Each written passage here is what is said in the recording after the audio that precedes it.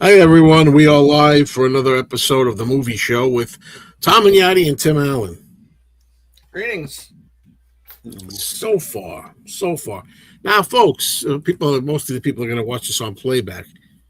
I don't get too obsessed with this, but the views have been going down. What's going on here? I thought the show's been getting better lately. We got a lot more people, a lot more subject, a lot more to talk about. Let's see what happens. Because in the low 300s, I don't get it, but it is what it is. Trying to give you quality stuff here. Yeah.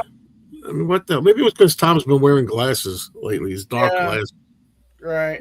They can't see his eyes. That's why. See my eyes. And, I mean, we can only talk about Jaws so much, Yeah, you're telling me. Me with glasses on. Yeah. Well, of course, we still got our old regulars, James Farley here, and Mike Waljasper.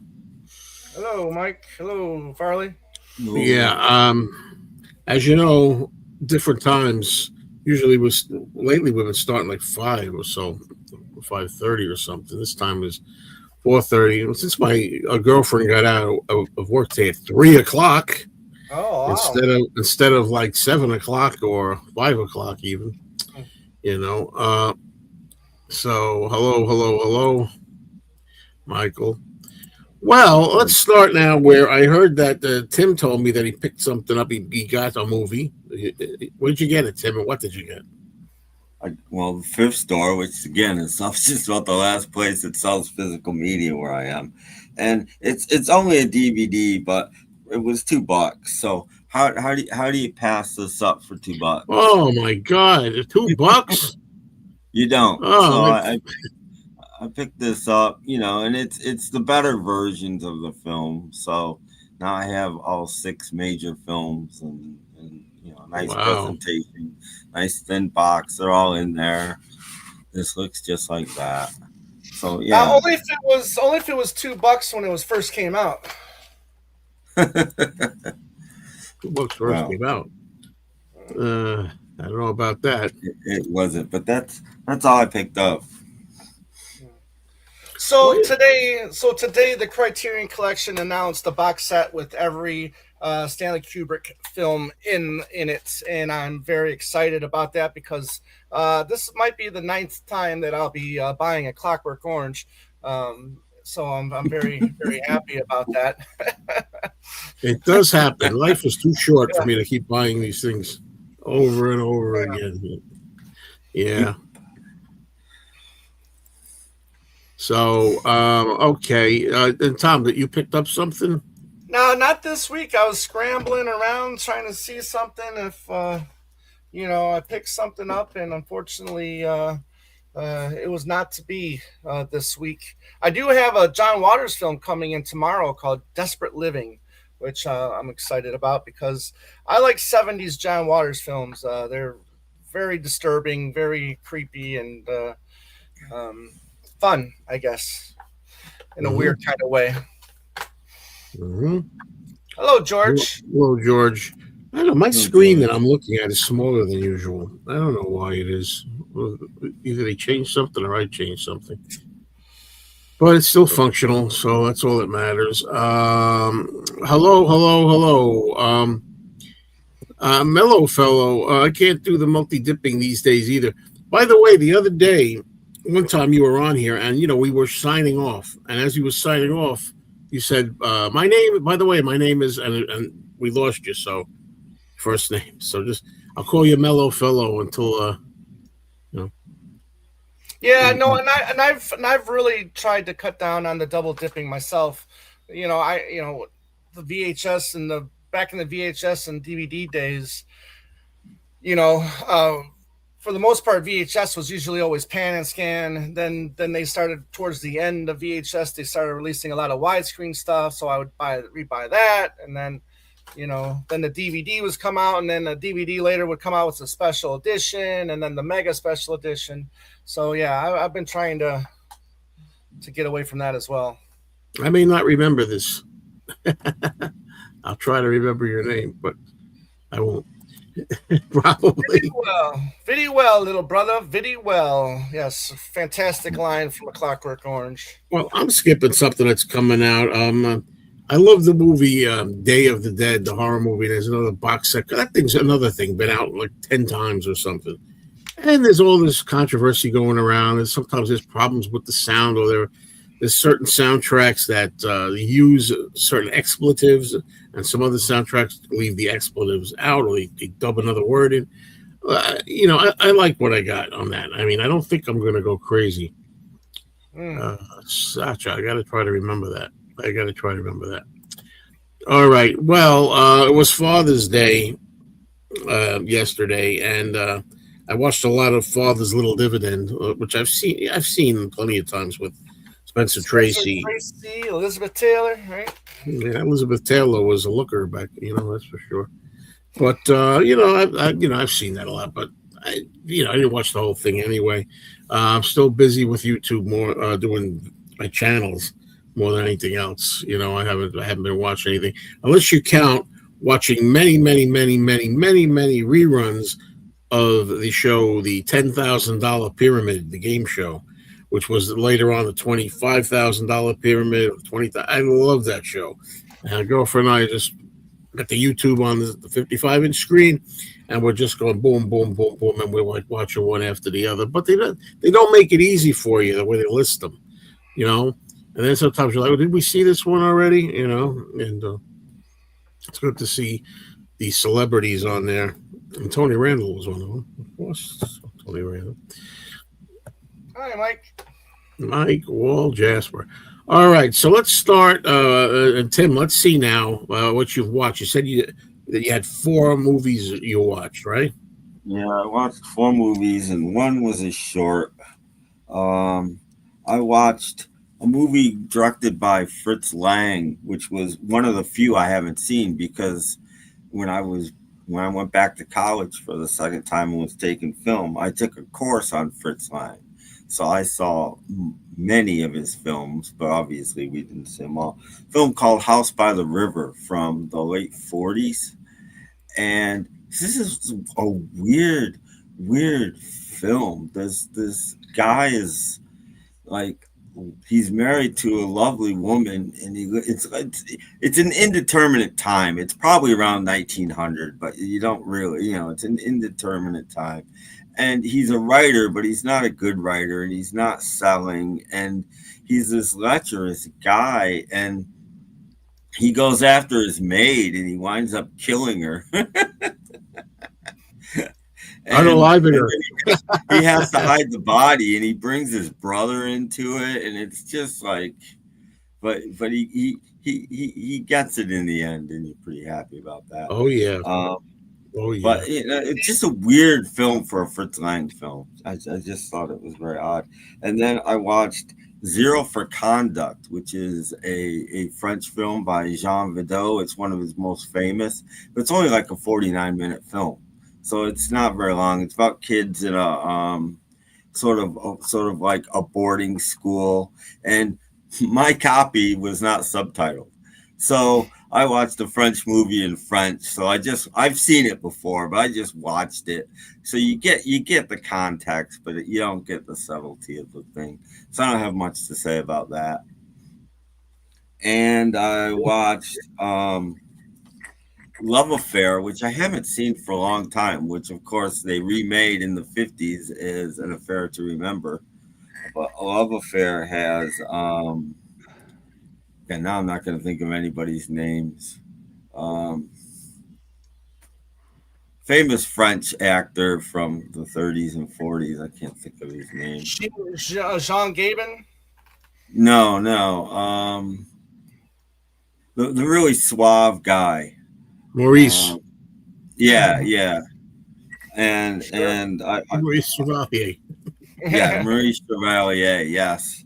All right. And it's interesting. I like, because believe it or not, Affair to Remember is one of my favorite films. I just think for a romantic comedy kind of thing, you can't get much better than that. And this is different because I would say Affair to Remember, it's about these people that are involved in with other people, and they're taking a cruise without the other person, and they meet. And if I remember, 2/3 of it takes place on the boat, and Love Affair only about 1/3 takes place on the boat. So there's a lot of stuff going on, not involved with them meeting and getting together, which kind of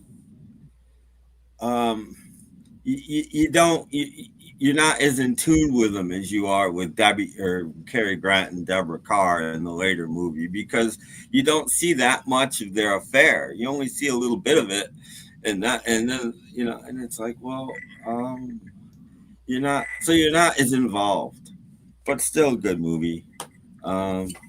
And then the last movie I watched, I got it a couple weeks ago, and people were like, Tim, beware, there's a scalping scene in this movie. There's Betty, and there is. Yeah. Wow. Great movie, though, actually. This had you should see the scalping scene in Maniac. Yeah. But this is a black comedy, so you don't expect that. But I really enjoyed this movie, because it's a movie you got to pay attention to, because there's a lot of little things in this movie that they put in there to see that are funny if you're paying attention to them, but most people would just gloss right by. Like, she's a waitress. Betty's a waitress, Renee Zellweger, and her husband is a scumbag used car dealer who also sells drugs, and he steals these two guys' drugs. So they get him back for it, and you're happy that this guy got scalped. You're not pissed at all. Especially it's her birthday, and she comes home, and he's a scumbag, and she gets a cupcake for her birthday, and he takes a bite out of it and then just throws it back down on the table. And at that point, you're ready for these guys to come in and do them. Oh, that's all it takes. But it's great, because they're black guys, and he's dressed like a cowboy, and Chris Rock is dressed like a 90s college student. It's very, very funny. Things like that are just and so she loses her mind. She sees her husband get killed and just loses it. And this is a real thing, apparently. She thinks this soap opera star, Craig Kinnear, is her ex-boyfriend, and she goes looking for him after her husband is killed, because she's gone. And she wants to be a nurse, so she buys a nursing outfit and goes to try to get a job as a nurse. And she doesn't get the job, obviously, but coming out of there, this guy, like, with a gun holds up the hospital and everything, and she's like, and there's an ambulance that's crashed with a guy in it that's dying, and she goes to help the guy and saves him and gets covered in blood. So the next time you see her, all the doctors are congratulating her, and I know you're getting bored, Joe, but all the doctors are congratulating her. Every detail's in the uniform, and she's got her waitress uniform on now, which is pretty funny, I think. So she spends all the movie in her waitress uniform, which is just great. I remember liking the movie as well. Yeah, funny movie, and that's it. Funny, but very dark, very, very dark. Just a reminder, you see, when you say now we're adults, you can use proper words. Yeah, I could fucking use proper words. I don't give a shit.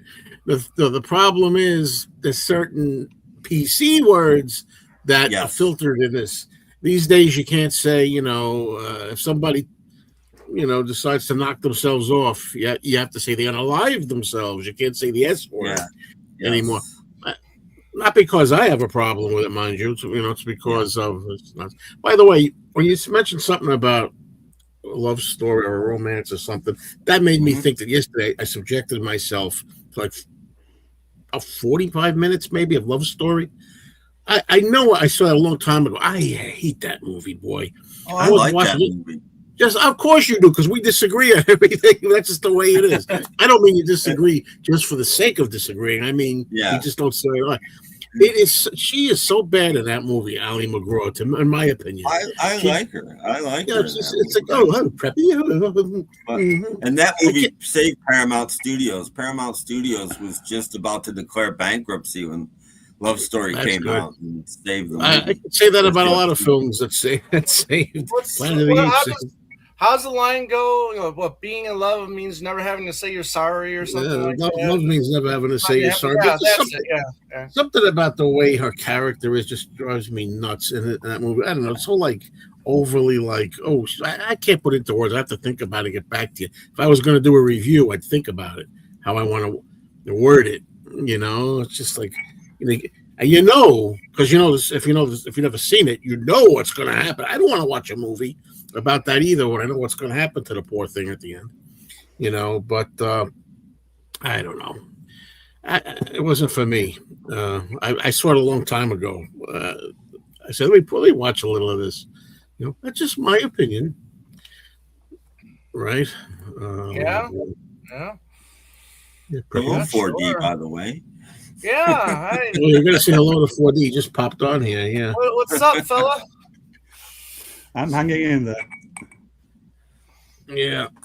That's all you can do. That's all you can freaking do. Oh, yeah. Walter Matthau, New Leaf. Yeah. Ramoga's here, but you didn't say, did you say a regular formal? I'm not going to put the Godzilla up today because you didn't say a normal hello or something like that.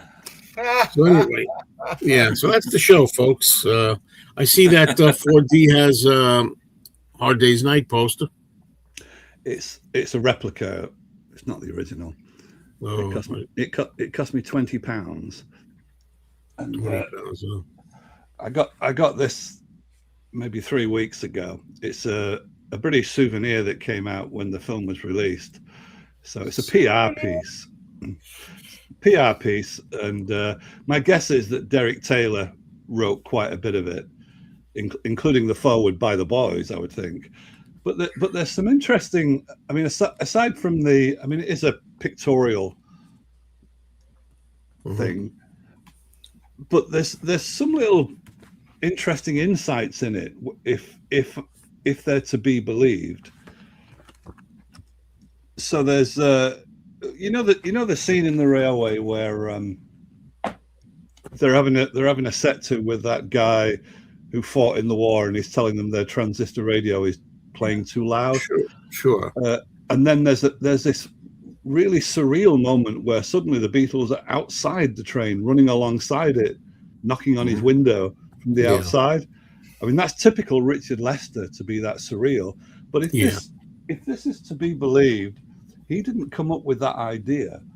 The Beatles, he doesn't say which one. The Beatles came up with the idea of, what about if we were outside and we were running at 70 miles an hour to be with like the train. Now, they weren't running at 70 miles an hour, even in speeded up. So Richard Lester ditched that idea, but he said, what about if you had bicycles? So Richard Lester had the idea of bicycles, but according to this, the rest of it was improv from the Beatles. And I've always wondered about that film because Alan Owen followed them around for 3 weeks and got a sense, and he was Liverpudlian anyway, and he got a sense of the way they talk, the situations they get into on the road, and he just wrote his script out of that.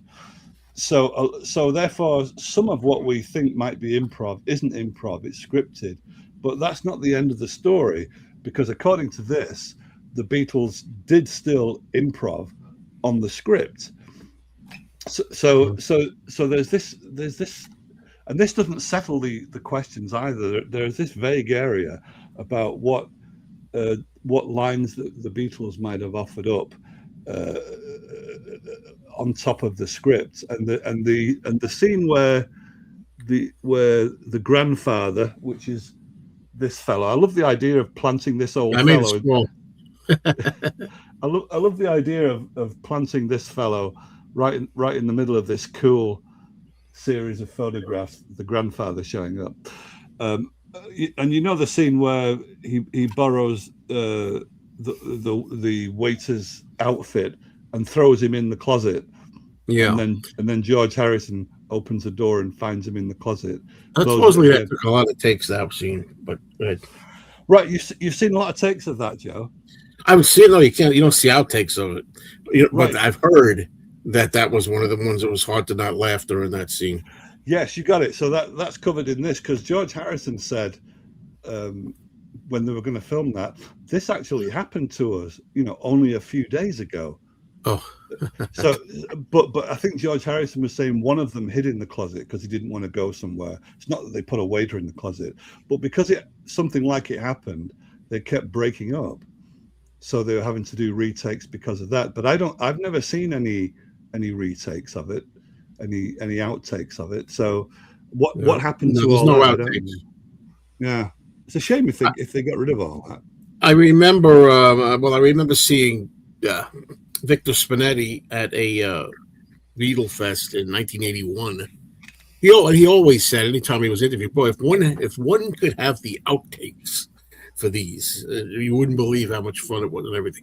Right. But he thinks but people think there aren't any. I don't know if they're destroyed or lost or they're just, hidden away. I bet you're a great swimmer. Well, for Hard Day's Night, I guess they were still thinking this is another flash in the pan group, and that there'd be nothing to preserve for posterity. Yeah. They had to get it all done while they were still hot. The Beatles. Yeah. And I want to say it the way you say it, which is the proper way of saying it. We tend to say Beatles as if there's a D in it. Beatles or Beatles real fast. It's supposed to be the I can't say the Beatles, like beat. The Beatles. Well, originally when Stuart Sutcliffe wrote it down, it was the Beatles, which is Tals. That's the way he wrote it. And I think that Lennon, in his solo song God, reverted back to that when he said, "I don't believe in Beatles." He's definitely doing the ALS there. So I think that's a nod to the way that Stuart Sutcliffe originally formulated the name. Yeah. Paul doesn't have a solo scene in there. Yeah, but they preserved that, didn't they? Though, so you can see. Yeah, that I have seen the outtake of. So I wonder why they kept that. But you've seen photos of it, but no outtake, right? Is it? I can't remember. Maybe it was just photos, but I have seen and I've heard it. So maybe it's photos and they have the audio, but I've heard it. I know I've heard it. All right. Okay. My mom say the Beatles saw the Beatles live when they were just coming up. Said she hated all the girls screaming. Of course, you can't hear anything. Jimi Hendrix and Rolling Stones, pre-fame too. There we go. Great. All right. Wendy Richards was in EastEnders, the show, which I've never seen. She was also in The Servant, the Dirk Bogarde film. Tom, why don't we take this time for you to tell us what you've been up to with the movies and what you've seen and so forth, or what you picked up and everything. Well, I didn't pick up anything last week, unfortunately, but I did go to the cinema and I saw the new Steven Spielberg film Disclosure Day, and I gotta say, for the most part, I enjoyed it. There's a few questionable things I had about the film. However, I didn't let that interrupt my enjoyment of the film. There's a lot of classic Spielberg moments in the film. However, I don't think I would put this in the top tier of Spielberg stuff. There are some exciting car chases and stuff like that. But it was kind of a letdown. We talked. I don't remember if we ever talked about this. There's a rumor that back in 1973, Richard Nixon wanted to impress Jackie Gleason, so he took him to a secret place, and in this secret place were aliens. And it's funny because the main character, he has all this evidence of aliens. He's got all this footage of military filmed scenes from like Roswell and other stuff like that. So one of the pieces of like one of these things, like the chips or whatever that you can put footage on, has the scene where Richard Nixon is meeting Jackie Gleason, and then the next scene they're in this building and they're pulling out the drawers with the bodies, the dead aliens in them. So I don't know if any of you guys ever heard that story or not, but I had heard it a few years back. So they incorporated that into the film, which was fine. The other thing that I was really kind of perplexed about is one of the main characters. She was a semi-religious and she left the church or whatever, but she goes back to the church and she's questioning the nun about if there's aliens, if we were to ever discover that there were actually aliens, would that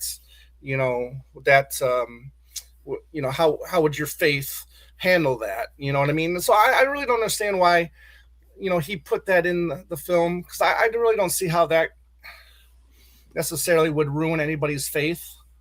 Like Joey, I mean, you're a man of faith. I mean, how would you feel if there was that? Would that ruin your belief in God if there was aliens in the world?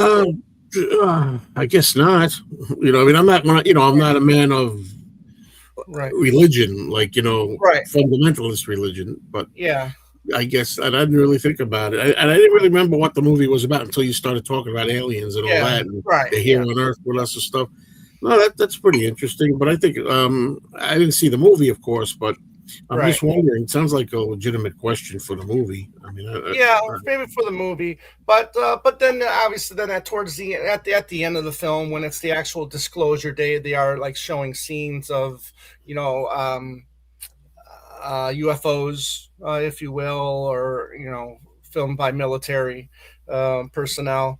So it was fine. Again, like I said, I wouldn't put it in the top tier of Spielberg's films, but I'm glad I went to go see it. Especially Spielberg films. I think his films should be seen in a cinema. Yeah. And tonight I'm going to be seeing a film called The Death of Robin Hood, which I'm actually looking forward to seeing. So there's that. And you'll have to cut out early, right, in a half hour or so. Yeah. So movie starts at 6. So, but okay, it's close to you, but theater. No, I disagree. I think that the movie he did before Disclosure Day, The Fabelmans, I thought that was a fantastic film, fantastic. But Catch Me If You Can is really good as well. I like The Terminal. I know I'm fairly alone in that, but I thought that was a pretty good movie. Mm. Can I just correct? The last Spielberg film I saw was like a newer film. I don't know. Yeah, and plus he's still getting, his movies are still getting nominated for Best Picture. He's still getting nominated for Best Director. So I mean, he's still very much relevant in the world of cinema. So people still think he's putting out quality stuff. I don't listen to the Academy Awards for things. Well, I do. Politics. I mean, no. That's the the directors voting for directors. That's actors voting for actors. I don't necessarily agree with that, but I think Spielberg is still very much a very good director. Mm-hmm. I just want to correct myself. When was it James who said Wendy Richard was in EastEnders, and I said she was also in the Dirk Bogarde film The Servant. I got the wrong Wendy. That was incorrect, and that's happening more and more the older I get. I'm finding. Join the club. I'm going to start calling Tom Tim and Tim Tom and Joe Eric. All these things will happen as I get older. It is what it is. It is what it is. Well, we got time for just 30, 40 more questions. Tuned out of the Oscars when it became a fashion show. That's been decades then, Yeah. Right. They've been wearing fancy stuff since the beginning, haven't they? Yeah, sure. Yeah, I mean, even his remake of West Side Story, which I have no want to ever watch it. I mean, even that was nominated for Best Picture too. Yeah, 86. Well, I mean, trying to remember the first. Maybe that was the first time I actually started watching the Oscars. Was right around that time. Mm-hmm. Yeah, I don't watch them anymore. I mean, if there's ever maybe if there was ever like a movie that I really want to see win something, maybe I'd be watching. But even then, it'd be tough. Yeah. Well, starting. So this year was 98. Next year's 99, and then 100. Starting with year 101 for the Academy Awards, they'll be on YouTube. They will no longer be on public television. I mean, I guess because I don't care about the Oscars, I'm like, I don't care. But then I'm thinking, there's another thing that sucks, though. I mean, the Academy Awards, it used to be a big thing, No, it's not. YouTube. That's interesting. Movie Mayo. Yes, indeed. I know what you're doing. Oh, solo Mayo. You're singing old Movie Mayo. And I need everybody to come up with stuff to carry the show because we got nothing else to talk about. Sometimes we got too much stuff. Well, first of all, I saw John Moreno before. He's having his dinner. There you go. Here he is. Come on up, damn it. Let me put it up. Let me put the link just in case. And the same thing for, I forgot his name already, Sacha. You still can come up. He tried coming up once before. You're welcome. Oh, come on. I put this up every time. What do you think, 40 man? That's all right. I don't want to piss you off, Yeah, we talked about that a little bit. Yeah. Showed up. I'm excited about it. The price tag is definitely pretty steep, but again, I think Kubrick might be a top 5 director of all time, in my opinion. I know I think Soylent Green is coming out on Arrow. Is it in July? I thought you sent me that. I want that. It's got extras, more extras. They already had a lot of extras. Now they got the old one had a lot of extras, and maybe Kill Bill: The Whole Bloody Affair as well. Did you say a few weeks ago, Joe? I know you've got Night of the Demon, Curse of the Demon. Yeah. Did you say you got the Powerhouse Special Edition, Powerhouse Indicator? Which one? The Indicator. I got that one. Yeah. Okay, so you got that one, right? Yeah. With the poster in it and everything. Yeah, I forget if there's a poster. Well, I could. Where do I have it? It'd be in the other room. But I don't remember the poster. But I did upgrade that, so to speak. Even though the one that they had here in the States before that had both versions on it, Curse of the Demon, the short one, the Night of the Demon. Yes. And that was good enough, really. But then again, the new one, the Indicator, was probably a Blu-ray. Yeah, the Indicator Blu-ray is the best box set I've ever seen of any film. Yeah, Nightcrawler is a pretty good film. Too bad, But you got to ask yourself. I mean, if somebody for somebody to have been overlooked for a certain award, ask yourself if that person really had a good chance to win. Before you ask if he got snubbed or not. Is it hot over there? I might take my Kraftwerk T-shirt off in a bit because it is hot. Because I've not eaten anything or slept much at all in the last 2 days. My temperature is going up and down in an unpredictable way. So when I first logged into this stream, I was quite chilly, but now, as James says, I'm getting quite hot. Yeah. Nightcrawler, definitely recommend this film. Go out and get it right now, Joe. Right now. Yeah, stop sure. the live stream. Go buy Nightcrawler. Yeah, I'm sorry I bought these 100 films. I've never heard of it. I remember before Big Lots went out of business, that Blu-ray was like $3 at Big Lots, and I never bought it because I never heard of the film. I think you would have liked it, Tim. Trying to look for like something for a joke here. Like, I'm going to run right out and watch. I don't know. Well, I can't find an example. I'm looking for a sarcastic example. Most of the movies I'm finding I do want to see, actually. I should see The Man Who Reclaimed His Head. That's a Universal with Claude Rains. I've never seen that. I should watch that. I'm gonna run here right out. I'm gonna run right out and watch Pursued. Robert Mitchum, baby. There you go. We're running right out and see this. Yes, I'm so glad I picked it up. $2. I just got crazy. Oh, there he is. Hold on a minute. There we go. I like that. Sasquatch. Hi. Hello. How's it going? I only came in because you said I could. I didn't intend to be. Oh yeah, I didn't know. I was afraid. Maybe I was thinking maybe he didn't come up because he was waiting for me to invite him up. That's why I did it. But you can come up anytime if you want.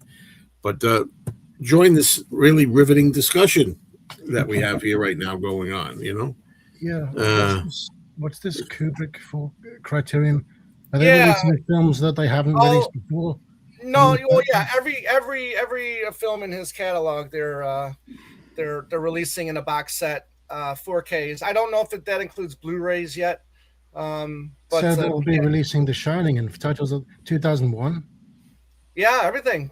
Spartacus, 2001, Clockwork Orange, Killer's I Kiss. take back what I said about double dipping them. Yeah, Killer's Kiss, The Killing, which is one of my favorite Kubrick films, Lolita. You name it, it's in there.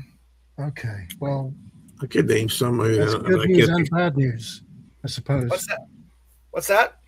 I suppose that's both good news and bad news. Right. It's good news for collectors, bad news for their wallets. Yeah. We had talked about Spielberg before. I saw there was a Spielberg set too coming out or something. That would be great. Kubrick's more, that's going to be a first, though. That's the thing. Well, I mean, yeah, there have been Kubrick box sets before, but not every single thing was in it. Like this one. Box sets in the past, they didn't have, Eyes Wide Shut in them before because Eyes Wide Shut hadn't come out yet. Well, I've got everything that's available currently. Yeah. I've got Dr. Strangelove. Right. Right. Not everything had Killer's Kiss in it either. Paths of Glory. I've got that. Yeah. But, yeah. Does that mean you can't get them separately? I don't know. I mean, right now it's just being released as a box set. And plus, Criterion has released a few of his movies already too, like Eyes Wide Shut and Barry Lyndon, and some others. Dr. Strangelove, my favorite of his. Yeah. Yeah, I have those. Yeah. Well, I have a friend who goes by the name Kubrick Lover. He's going to like this news. Mm-hmm. I don't know if you know him. Well, the greatest genre is releasing it, so it's that's a little joke that we have. I don't know if you know. Criterion, Criterion, right? Well, yeah, that's the joke we have because people view that as if it's a genre of itself. It says, tonight I feel like watching a Criterion. I want to watch a Criterion movie. Yeah. It's like it's not a genre. It's not a director. It's a company that puts out movies. Yeah, they just. They're very good at what they do, but they're not a genre. Yeah, no. People think we know that. Cover all genres.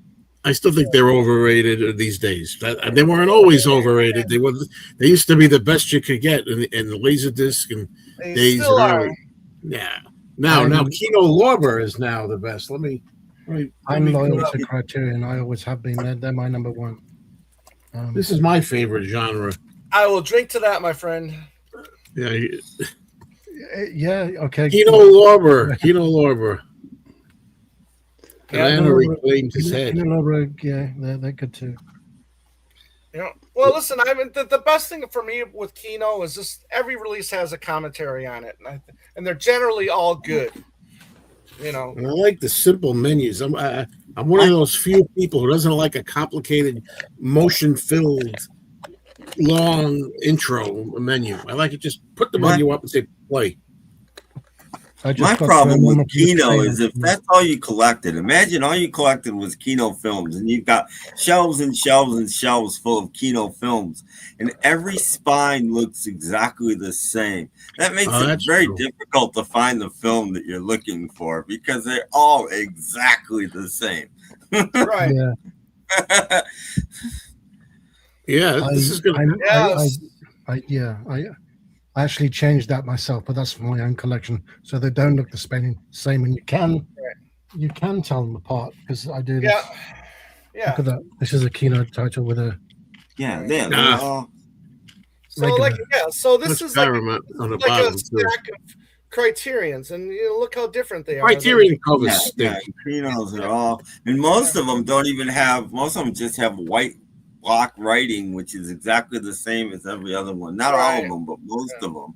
And it's like, Criterion passed its peak when they started to put all their emphasis on streaming, and their website went downhill, and their productions of Blu-rays went downhill from that point onwards, and that opened the door for a lot of other competitors like Powerhouse Indicator to come in and do at least as good a job on box sets, at least as good. Yeah. But I think they're just, I mean, they have to recognize streaming, right? I mean, it's another way to have income so they can, afford to say get all the rights of the Kubrick films to put them out in a box set. Well, that raises the question of the distinction between what's good for Criterion as a business company and what's good for the customer. Well, I still think the same thing. I still think that's their number one thing is what's good for our customer, or they wouldn't all spending all this time restoring. Well, yeah, I mean, they spend all this time restoring these films too. That costs money as well. Right. So we can refine the question a bit more then about what's good for the customer, and Criterion are still placing all their emphasis on what's good for the customer. Right. It could be that customers like me then are going out of style, because if it was good for the customer and I was representative, then it would be bad for the customer what they're doing. So if actually most of the customers are stupid enough to want to prioritize streaming above actually owning the thing, then yes, I'd agree that Criterion are prioritizing the customer. I think they're embracing both mediums, like I said, and I think they have to. They have to. There's been a definite shift in the emphasis. If you were around to look at the website that Criterion had before they I'm on it a couple times a week. How do you think their production has declined? I'm talking about before it's opened a streaming channel. Before then, the kind of correspondences you had on the website, a lot of interaction between customers, talking about discussing. And then there was a lapse where Criterion put the site down because they were preparing a revamped site, and they didn't say it at the time, but that happened to coincide with their opening a streaming channel, and there were certain facilities which were to do with customers corresponding with each other that were dropped when the site came up. It became a very different thing from that point onwards. I'm interested to know, how do you think their production has declined? They're still, in what sense? Well, one of the things they're doing is such as with this Kubrick collection, which I'm not enthralled about at all, is that they're just renewing the same titles, but they're putting a 4K on it and grouping them together in a massively priced box set. So they're giving you new ones too, ones that have never been. There's never been 2001 on Criterion. On Criterion or Clockwork Orange. This is the Clockwork Orange. Yeah, The Shining. But is that such a big deal when there has been a 2001 on Blu-ray and more than one? It depends edition? what they offer, I suppose. Well, I was going to say, a lot of times, as Tom knows, it's just my palate. I find, which is just shocking to say, sometimes I don't like the quality of some of the Criterions. Sometimes I like. There's been cases where I've had an MGM or something, and then they go to Criterion, or a Paramount, and then they go to Criterion. And for whatever reason, I prefer the other one. Dressed to Kill, the Palmer film. Tootsie is another one. What was the other? Was Targets? Targets was one of them. That is. I think it was There's a lot of American films that still haven't had even a Blu-ray release, let alone a 4K. But Criterion don't seem in any fucking rush to prioritize any of that. And I suppose it's all about rights. So if they can't get the rights to them, why? I mean, to work out what you can get the rights to. Is it about that, or is it more to do with marketing than that? I don't know. I'm not a big fan of loyalty to corporations of any kind, and I see Criterion now as more corporate. I can appreciate that comment right there. I can definitely appreciate that. But they've been after Kubrick stuff, because they did put some of his stuff on Laserdisc. But they're always after. They've always been after Kubrick. So this doesn't come to a surprise to me. Bear in mind, Tom, that I haven't eaten or slept in 2 days, so I'm a little bit antsy more than usual. Are you a little hangry? Are you hangry right now, buddy? Yeah, well, yeah, because if you don't sleep for 2 days and you don't eat for 2 days, you're not going to be in the best. You're not going to be in the best. Tom, okay, I want to put you on the spot. Some people may not know how much of a Criterion fan you are. Once in a while, I ask you to show them. Now keep in mind what I'll show you is just. Well, that's not what I want to see first. Oh, okay, go ahead. You know what I'm looking for. Are you still tattoo? Oh yeah. You've got a tattoo. Oh well, God. That speaks volumes. Yes, yes. There you go. Oh God! I saw someone's name, and you had the letters. Did it say? Oh yeah.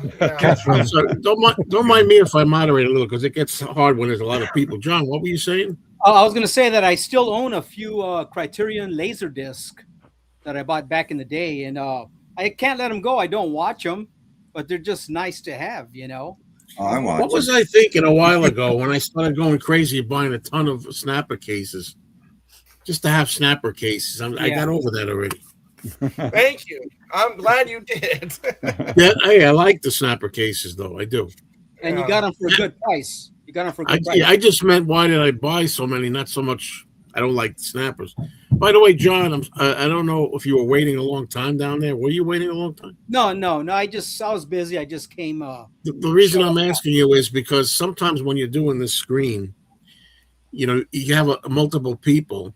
You see, like, the first 5 people are on the top row on the bottom of my screen, and then if a 6th person joins, they're hidden down, like, underneath my view. Yeah, I wasn't waiting. No, I was listening to you guys for at least 20 minutes, but I was doing something else, and so I'm here for a moment till the wife gets home. So I apologize, Yeah. But No Godzilla dance for you. None. No Godzilla dance. Nobody's going to do it for you. If we're going to have anybody do it, we'll have the big G himself do it.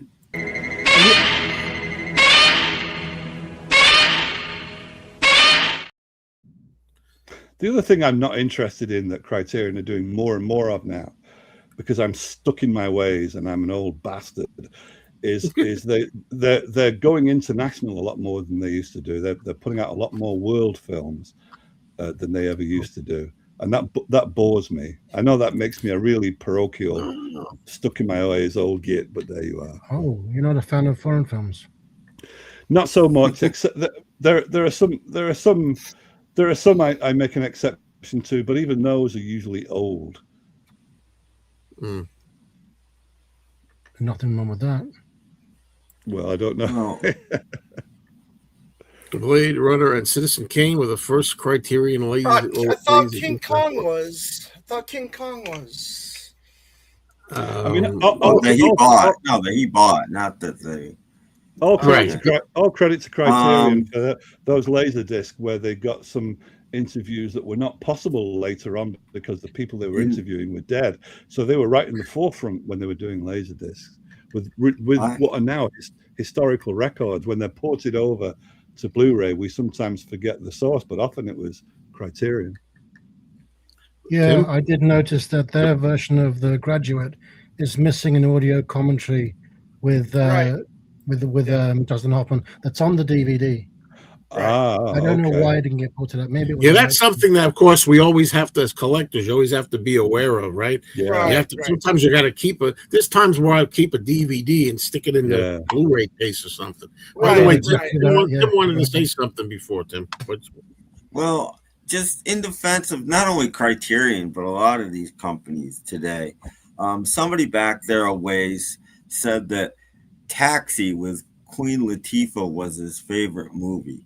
Now, I don't mean to put this person down or anything, but that's the people buying movies now. And if you're not in step with that, you're just not going to stay in business these days, unfortunately. No. So those are the people that are streaming movies now. Yes, that's what I think, right? Those are people streaming movies. The ones that I think would buy movies, would be more of the classic collector. There's some. I watch some channels, and it's like, really, this is what you're buying, you know. Movies and Sue. How about her? You watch Sue? Movies and Sue. You know, you just gotta. Oh, somebody was telling about that person the other day. I did my own live stream in the first one in 2 years, and somebody was talking about them. Movies and Sue. Yeah. Yeah, I'm sorry because there's lots of things going on at once. Let's The Killing. You were showing The Killing. Laserdisc. Fantastic film. Fantastic. It is. Yeah. There's a good line in there where Sterling Hayden tells what's that lady's name, the female actress, not Colleen Gray. Anyway, he tells her, I think it's in this, or maybe it's Asphalt Jungle, where he says, because film noirs have great dialogue. He goes, you have a dollar sign where most women have a heart. Yeah. I mean, that's great. That's some great stuff, That's a good line. Yeah, it is. I love his deliveries with lines, too. I always thought Sterling Hayden was a very underrated and underappreciated actor. Yeah. He's Captain McCluskey in The Godfather, right? Yeah. But I didn't know much about the guy, but I think there's some stuff on YouTube where he was not careful with his money. He just lived his life. No, and he was an alcoholic as well. Yeah, a lot of issues. But he didn't invest his money, didn't buy a house, No, towards the end of his life, he was living on a boat. Yeah. But you know what? That's he looked like David Letterman, had a big long beard and was living on a boat. That's what makes these actors so unique. They just live their lives their way, their own rules, their own standards, and Robert Mitchum's, I guess, another one that was pretty interesting. Now, of course, he had a family, a wife, and kids, but still, he just was one of a kind. They have these unique personalities that just you see it when they act. Yeah, you can tell. Yeah.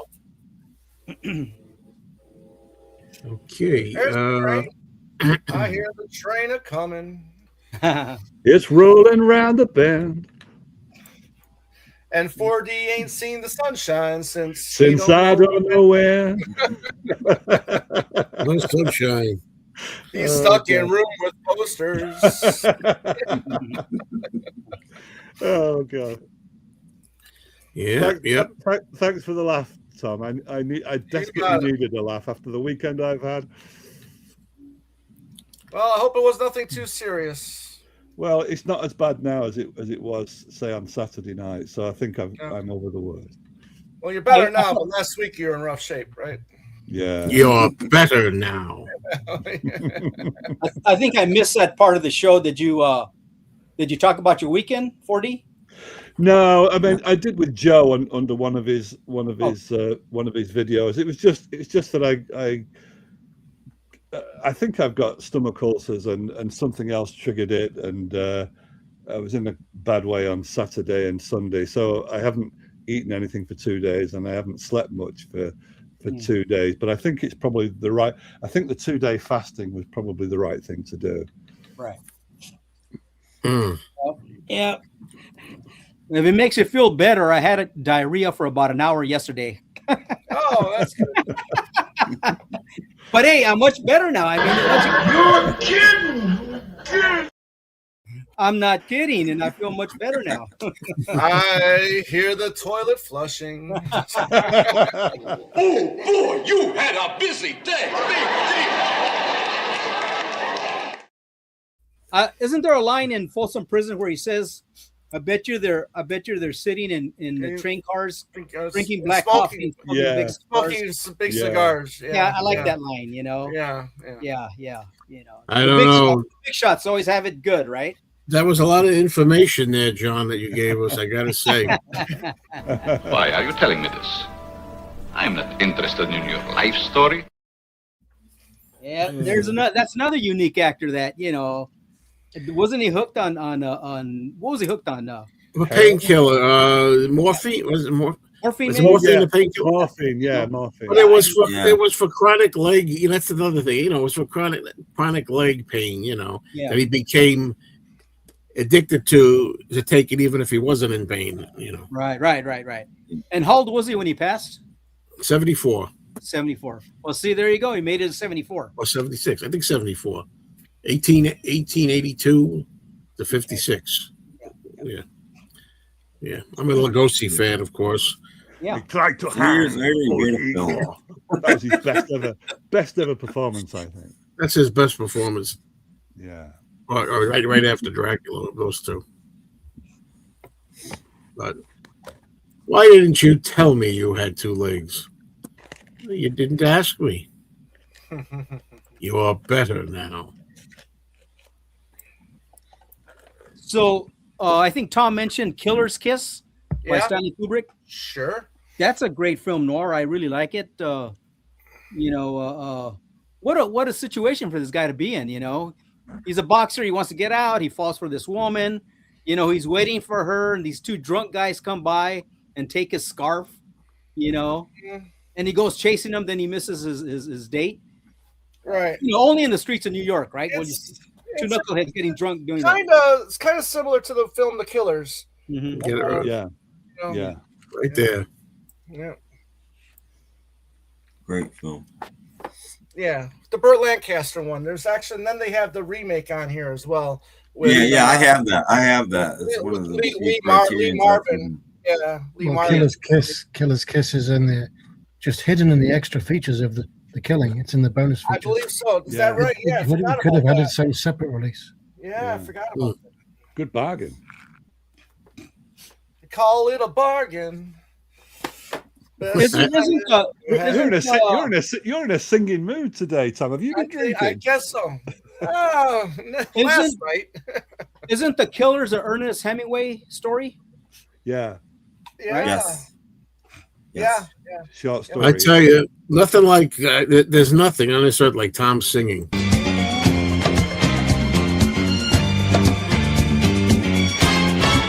Her name is Lola. She is a showgirl. That was 20 years ago when they used to have a show.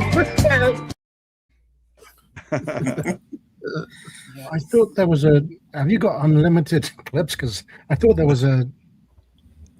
How many can you? Is it just endless? No, actually, they're all. I don't know if it's unlimited, but I only have like the same tired 6 or 7 clips, and everybody says get some different clips, because I use the same ones all the time. Well, if you don't use if you use the free version, you can't even. They're not usable.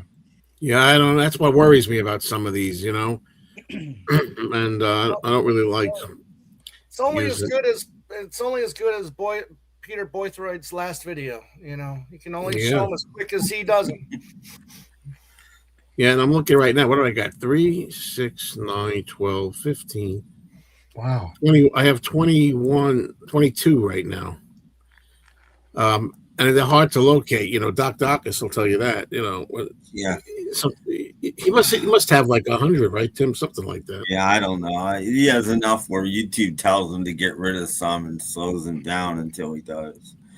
And you can't be, ready always at the right moment with the right clip.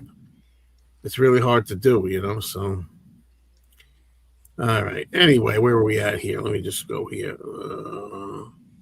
You got Danny Single on the Odeon label, yes. Odeon. It's the German label, right? Sure. All right. Really excited that Criterion is going to release Stanley Kubrick box. Yeah. How many movies on that box set? I think 13. So the price will be what? $150 or something? Over $300 because there's more discs. I think it's Blu-ray as well, and then there's going to be some extra bonus stuff on separate discs as well. Oh yeah, I don't doubt that. Yeah. Do you know, are they offering both formats, or is it? I don't know yet. I just saw the announcement today, so I haven't had time to. So I'll take a Blu-ray over a DVD. Yeah, it's 4K. It's on the Criterion site now, so you can start to take orders. DJT Forever. I got the 3D conversion of Predator. I know that's transgressive to some people because it wasn't shot in 3D, but on 3D it really gives you a different dimension to that film. It makes it feels like, to me, it makes it so much better. 3 dimensions. It's a great dimension. it's a great 3D conversion. They don't always work when you do a 3D conversion of a film that wasn't made in 3D, but that I've never seen Predator either. Yeah, that's a really good film. But this thing here, getting older and starting to say, making these connections, I do it all the time. Yeah, and it's crazy. I mean, you're older than everybody. One day, you're older. You're older than the three, Mo from the Three Stooges, or yeah, right. That bothers me a lot, because if I was trying to keep the door open to go back to lecturing for at least for a year or two to get enough money to either go back to the US or take 3 months in Venice. But if my memory is going to get this bad, I'll make a shit lecturer now, because young people won't put up with you going, now what was his name now? Now wait a minute, it's on the tip of my tongue. You've lost them straight away. Well, they're already lost. Fox got in trouble when they released Predator on Blu-ray because they got rid of all the grain on the Blu-ray. Yeah, they did. Oh yeah, that's right. Yeah, that's right. Make sure it's nice and smooth. Yeah, no, thank you. I know there's grain in film. Film is made up of grain. It just shouldn't look green. Poster behind me. What do you got behind you? I'm sorry. Predator poster. Oh, Predator poster. Well, it's a custom one that I made. Whereabouts is it? I can't see it.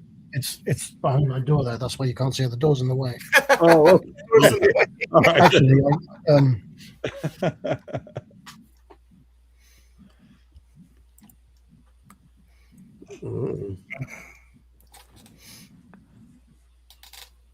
great films. Well, gentlemen, I got to get going. I'm off to the cinema. I'm off to the cinema to see a film. And it's theater here, movie theater here. It's not British here. Well, in honor of our Brits CineMayo's joining us, in honor of the Brits that we have, the foreigners that we have joining us at cinema today. But then again, I say that my thing is called CineMayo's. Yeah. Right, there you go. I think of the stage when I hear theater. Actors on a stage. Oh, right. Good point. Everybody, good seeing you. Enjoy the film, Tom. Okay, Tom. Thanks. See you next week, guys. Get out of here, Tom. Go later. I'm out. All right, hold on a minute. All right, good, sir. This is just an easier way to show the poster. It's that, but without the frame. Oh, that looks great. This is a custom slipcover I made. Wow. Oh, beautiful.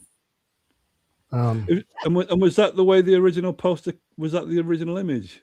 The original image was kind of that, but without the leaves at the back. Okay. But yeah, I have that as a poster. It just says Predator on the bottom. This doesn't, because it's the back. When am I going to see Ace in the Hole? When am I going to see that? That's what I want to know. Just read the pull-out leaflet, Joe. Is that Charlie Chaplin we're talking about, Gold? Yes, and I actually just got it. With the and I have to thank you, Joe. I prefer that version way more than the version he released like 20 years later where he narrated it.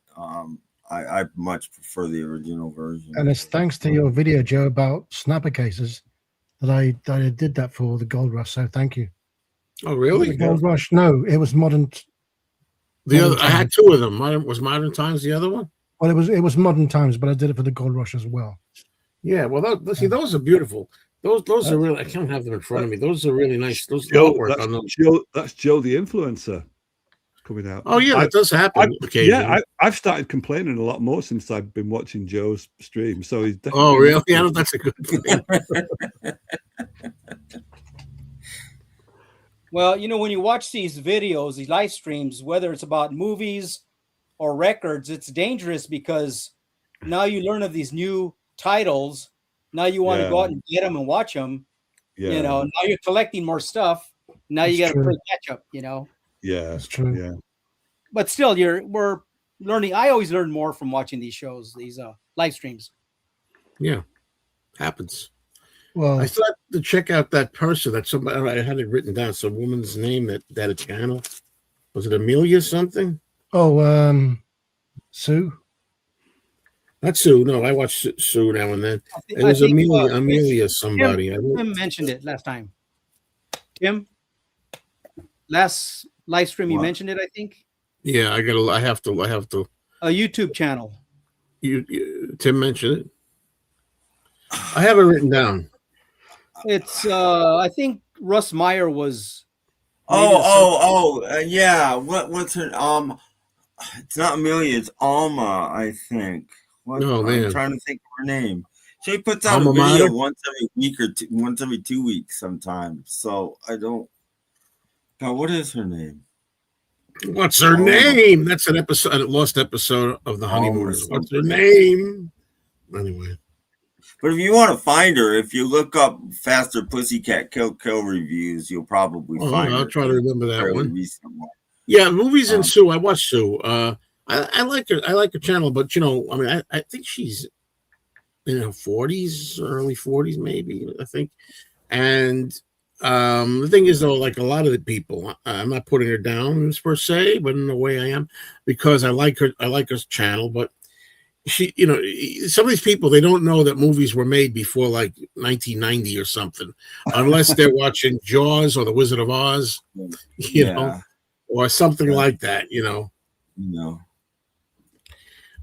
It's hard to find a channel like that has old stuff, the 30s and 40s. My favorite movie channel is she made like one video in the last year or something. Her husband died, and it's just, I guess, messed her up. But it was called Cinema Cities, and it was about old films, mostly noir films, but not exclusively noir. And you never saw her.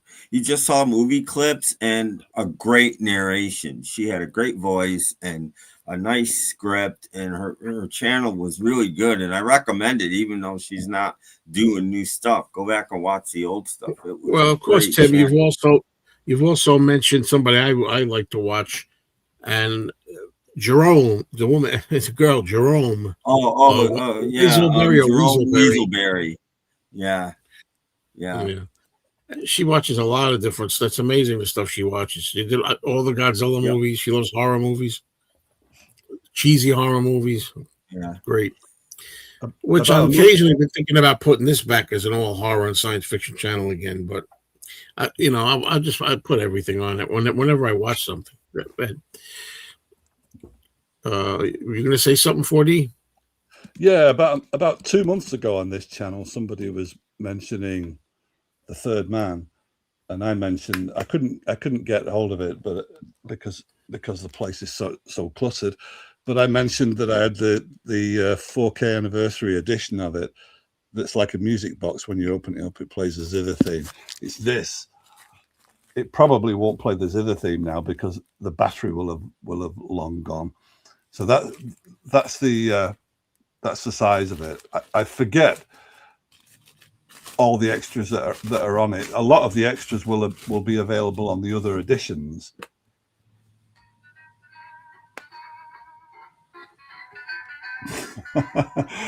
So that's what you hear when you open it. And I've forgotten I think there's I know what there is in there. Hang on. So you get you get the 4K and the Blu-ray.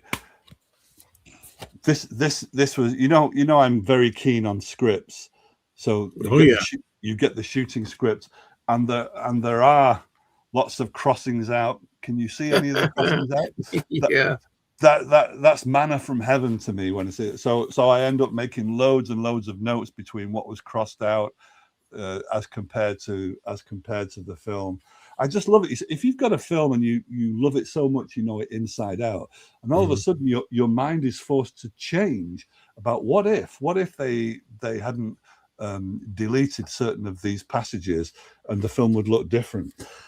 So there's that, and there's, I don't know if this is, I doubt. Well, it's not an original poster, but there's this poster as well that comes as part of the package. Mm-hmm. And there is it was Tim that mentioned that it's like it turns into a Western halfway through. It does. Yeah. It does. So and you get a taste of that in these art cards. That's one of the books. Yeah, it looks like a comic book or something. Well, he was. Go ahead. He's a writer that wrote westerns, so yeah, that's where that comes from. And I think that's the book that the guy was for a secret rendezvous. The guy was supposed to carry this book under his arm so he'd be recognized. So you can't get more westernified than that. No.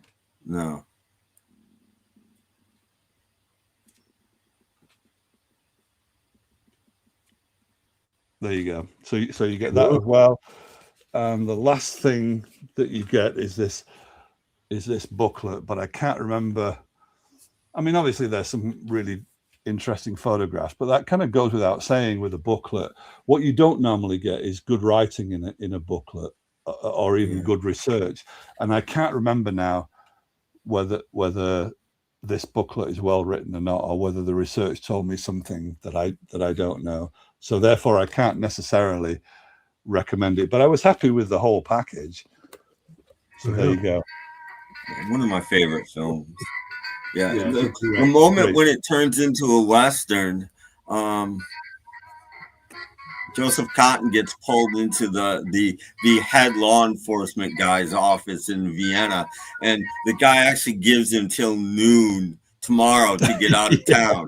That's exactly when it turns into a Western. It's like, what? Are you kidding me? You're in Germany. Right. Yeah, it's great. I don't know about copyright on the music. I don't know about it. Right. Got to be careful. Yeah, there you go. Okay, I recently found out there have been over 2,500 zombie films made since 1968. That doesn't include subgenres. Well, there were zombie films even before 1968. Danny won't like that message. Danny won't like that. Oh, yeah, we're going to talk about that soon again. Because definitely I want to get a good thumbnail with zombies in the thumbnail with Danny. Yeah, Poseidon Adventure. Yeah.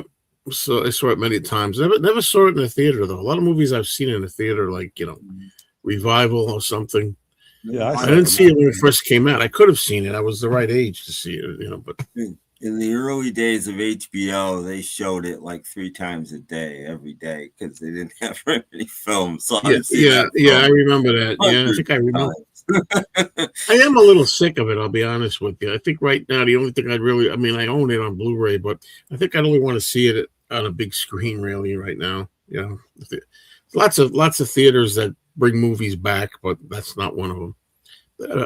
Well, actually, they did play it. That theater, the Gap Theater that I keep talking about, that's about a 3-hour drive for me. They played it on New Year's Eve, which is when it takes place on New Year's Eve, the movie. So,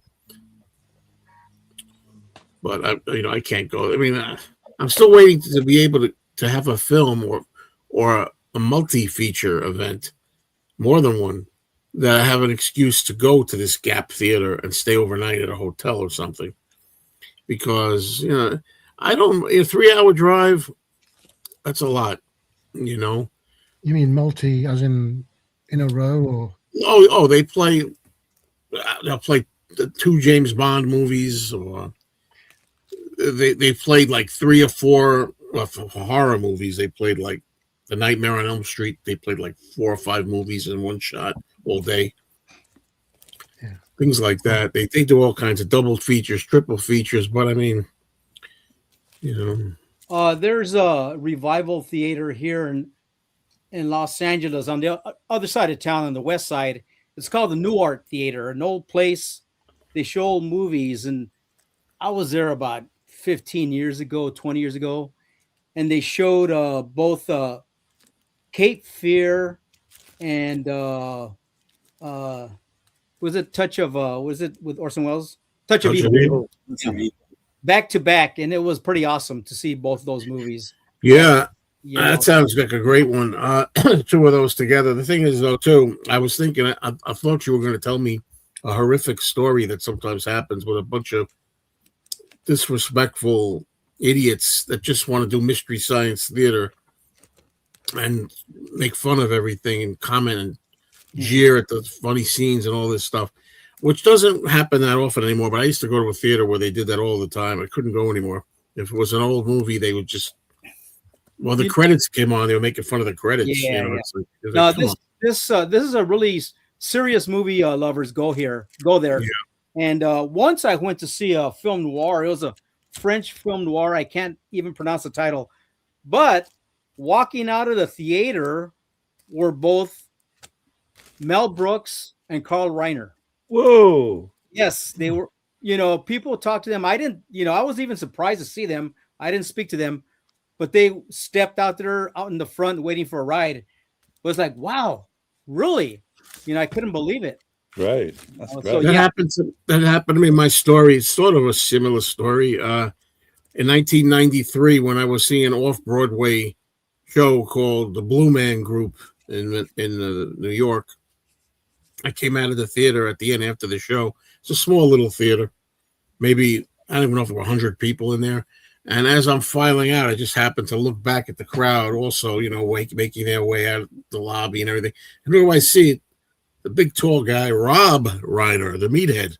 Yeah. And there he is. I couldn't believe it. I got my picture taken with him. Nice. Yeah. Yeah. And then I got a picture taken with him. I blew it up to 8x10. Nice. And then a year later, he was on the David Letterman show. And I went there and he signed the picture. A year later, so I have that. That is nice. But that was great because I didn't, and it was somebody that I like. I mean, at the time, really. I mean, I like it as a director, but also because I grew up with All in the Family. That's like one of my favorite shows. So right. Because sometimes you meet people in person, I couldn't care less. But right. Yeah. I saw Rob Perlman. You know him, the actor. Ron Perlman? Ron Perlman. Yeah. I saw him at a store, and I swear to God, he's not even a tall guy, but I go, you're Ron Perlman, right? He goes, yeah. He goes, I look a lot like him or something like that, And that was about it. You don't want to bug these people, You want to say hi maybe, and that's it, But, it is kind of surprising to see them out in public, Yeah, I saw Ben Affleck buying spinach. Didn't expect that. Right after I just come out of a screening of The Talented Mr. Ripley, and I saw Ben Affleck buying spinach, and he just won the Oscar. So I thought, well done for not having an entourage with you, and but drawing attention to yourself. He was just getting some spinach in a deli. Yeah. The thing too about Night of the Living Dead, I mean, I really, I revere that movie and I love it as a horror fan and everything, but it also copied things from other movies, It took from 2 movies, one of them being The Last Man on Earth, the Vincent Price movie from 1964, is very similar with a bunch of whatever you want to call them. I think they're supposed to be vampires, but they're all like banging on the door to get in and torment, there's that. And then there was also a movie, I'm going to get the name wrong. Oh man, is it Invisible Invaders? It might be Invisible Invaders. It's a 1950s movie. I know John Carradine is in it, and there's a scene at the end where a bunch of like animated dead corpses are like walking around like that. So I mean, nothing wrong with think he had, he had to have seen this, Romero. He had to have seen these movies, Yeah, yeah. And nothing wrong with getting some inspiration, but if that indeed happened, I can't imagine that it didn't happen. Yeah, The Last Man on Earth is especially close to the bone. Yeah. I rewatched Lawrence of Arabia. I still can't do it. Yeah, it's kind of like Gone with the Wind. I've never seen it in its entirety. I've never sat through the whole thing. Well, Gone with the Wind, I did subject myself to once, I gotta say, and my feeling of it was that it was a beautiful looking movie, and it sounded beautiful. The sound, the music, everything, how lavish it was, and gorgeous. And I just, I couldn't get behind it because I couldn't stand that bitch so much, Yeah. Well, Giant is 3 hours long, I think, and that one I could sit through. That's a good movie. Yeah, with Rock Hudson, Elizabeth Taylor. I've never been able to sit through that one. Lawrence of Arabia, I like. And Dennis Hopper too. Dennis Hopper, yeah. And Sal Mineo. Yeah. He's in it. My favorite line from Night of the Living Dead, I guess, is when there's a newscast going on or something, and they have like interviews with the people that are trying to like subdue the zombies or whatever. And he goes, the guy, a hunter or something, and he got a gun. And he says, "So they're not alive, right?" And he goes, "Oh no, they're dead. They're all messed up." It looks like he just ad-libbed it, like there was no. So it wasn't even acted. It was just like something anybody on the street would say. Interestingly, probably no one would care about this, but there's a channel called Forgotten Lines, and he's a genealogist. And just today, he put up a video on Night of the Living Dead. The famous scene where Barbara is leaning on the big tombstone, and her brother's like, "Barbara, they're coming to get you." Oh, that's the most classic one. Looked to see if that was a prop, or if that was a real, because the guy's name and everything is on it, and it was real, and he traced the guy's whole history, which I find genealogy fascinating, and I just thought that was really cool that was a real deal, and now I know all about him. He was born in like 1847, and cool. Anybody know this movie? Well, didn't I I've show the actually poster never watched any of the Dead one of films these because shows? I've it's one of those films which I've built it up so much in my mind that I think it's probably not going to be as scary as I imagine it is. But I've never seen the George Romero Dead films. Mm-hmm. DJT Forever. I think I've shown the Top Cappy poster on this show. If you go back a couple of months, maybe I put the poster up back of me. See, I can't even remember. I'm not sure. Maybe it was on Rachel's. But William McCory, yeah, I've seen that film a few times. Nothing wrong with this, DJ. Fighting words, Joe. There's no fighting words. They're both considered people think it's fighting words, but why? No, a difference of opinion is just a difference of opinion. I've never seen Lawrence of Arabia anyway, so I can't even know.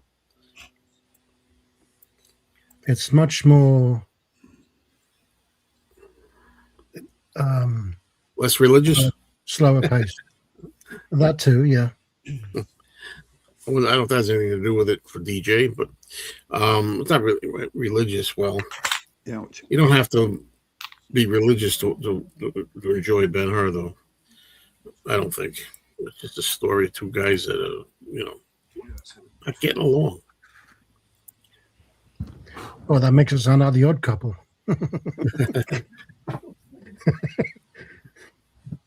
Yeah. Rocco, what's going on? Well, I was going to tell Tess, you don't know. Sometimes I try to be myself. Sometimes I try to keep don't be another whiner or complainer. I was going to say, well, Tom, you like everything. You know, he's one of these guys, Tom, you know how I feel about that, who it's like he doesn't want to say nothing negative about anything. At the very least, he say, well, you know, not one of his best. I wouldn't put it on the top, but I enjoyed it. And it's like, okay, you know, okay. If he enjoyed it, he enjoyed it. You're just trying to not be abrasive, you know. Well, I think I covered abrasiveness when we were talking about Criterion. Oh yeah, this is those were fighting words, you know. Yeah. I know someone who works for Criterion. I've requested certain titles. If they happen to release them, I hope it maybe has something to do with me requesting them. I don't know. It will happen. Yeah, as I say, I don't know what it is about it. I know that they're supposed to be the best, but I don't know. I don't like all of their, whatever the word you want to use is, transfers, masters. I mean, I know they're supposed to be great, but I don't know what it is. Only with certain movies I watch it, and I'm like, no, I think I like the other Blu-ray better from the other company. Well, they always get the director's approval if they're alive, you know, or the cinematographer. Yeah, that's another thing. You ever see anything that you didn't like quality-wise and the director approved it? Did you ever see it come across anything like that? That you thought, oh, I don't like that, but the director approved it? Well, Coppola has been fiddling around with this film so much that there are certain ones where, like Cotton Club, where in his director's version, he's taken out scenes that a lot of people like, and even with Apocalypse Now, I don't know how many different versions there are of that. And then again, Blade Runner, some people prefer the narration over it, but then you get a director's cut where that's gone. So in the end, you need about 3 different versions to satisfy the aesthetic of what was possible with the film. With Blade Runner, that's only a director's cut in name. It's not actually. Right. He didn't wasn't even get approved. Ridley Scott's approval. Right. Okay. Gotcha. They just released it under that name, but it's not.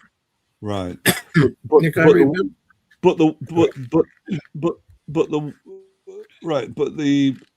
the one without narration, which wasn't that the one that Harrison Ford preferred because he didn't like to narrate the thing? Yeah, he purposefully tried to butcher the narration, and they thinking they're not going to use this, and they did. I pulled out a movie to talk about. Is that okay to bring it up? No, you're not allowed to do that on my movie show. Oh, I'm leaving. Yeah, save us over here because we're trying to find topics too. Okay. Anybody seen this movie, Once We're Warriors? Oh, yeah. Yes. This is one hell of a movie, man. It's very powerful. It's disturbing, kind of hard to watch, but still pretty damn good. It's a New Zealand production. They're Maori Indians, right? And they're kind of like low income. And it's a family that the father's very kind of abusive, you know. He likes to drink and like to fight, very macho, you know. And some bad stuff happens, you know, in the story. I won't give it away, but it's a good movie. But again, it's hard to watch because he likes to drink and beat up the wife, you know. And those scenes are just hard to watch, you know. But still, a good movie to see. I think I can't read the date because it's so tiny. I think it's from the 80s, I think, right? No, it was made in 94, I believe. 94, okay, all right. Yeah, I don't know if it's easy to find it. I'm sure it's out there. Once We're Warriors. It's just pretty interesting. It's a good one. I've got the Australian version of that. It's on Blu-ray. Yeah. But it is brutal. I tried. Last time I found it too intense. I couldn't make it through it. It is hard, and it does have an ugly ending, you know. But it's a little different from the book, I believe, from the way, you know, the movie's a little different. But yeah, it's still powerful, and the soundtrack's kind of interesting too. Yeah, the book is actually goes beyond the film. It goes. Yeah, it's more, you know. Yeah, more of everything. Yeah, if you can sit through it, it's yeah, it's hard. As soon as a film becomes an endurance test, I give it the go by straight away. I'm a fair weather film goer. There's that too, yeah, an endurance test, yeah. Yeah. Well, I haven't seen this in a long time, but I got to see it again. What about this Blade Runner 2049? It's good in 3D. I don't rate it. I can't put it up against the original. Oh no, it's not as good as the original.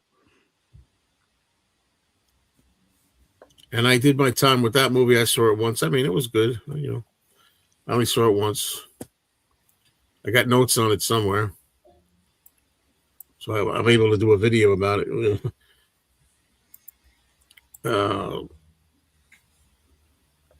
Yeah. Okay. So we have Tom Selleck was originally cast for Indiana Jones. Couldn't comply due to Magnum PI. Yeah. I could see him.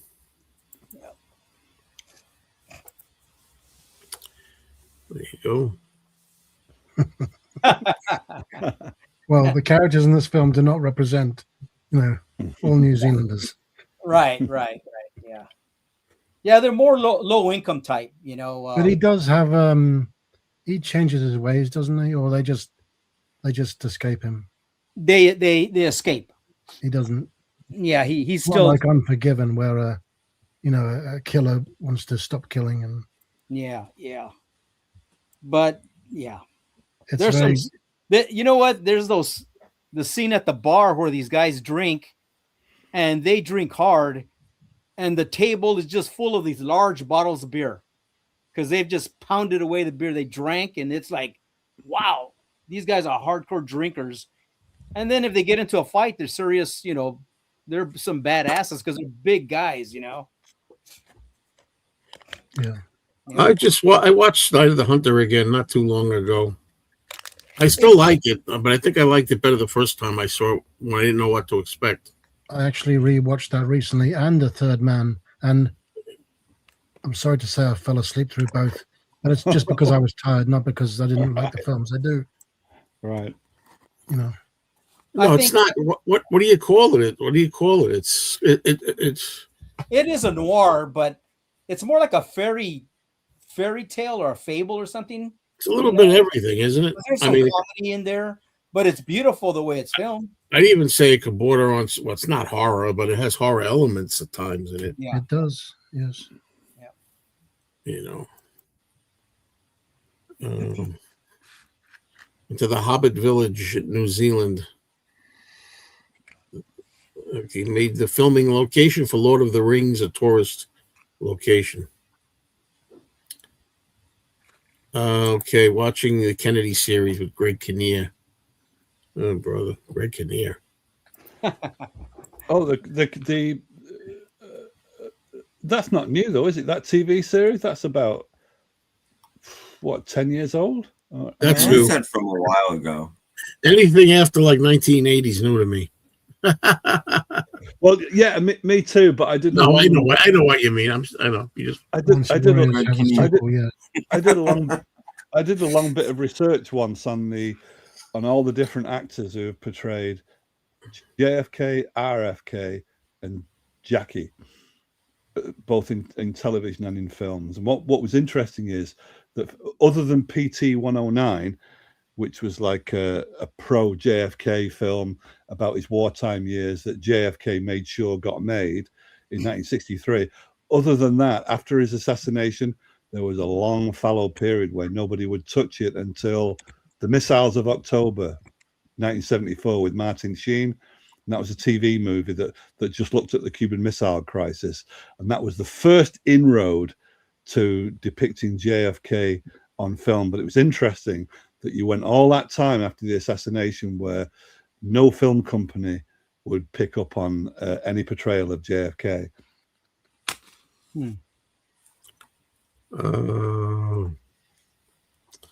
I didn't know that. I've never seen the sequel.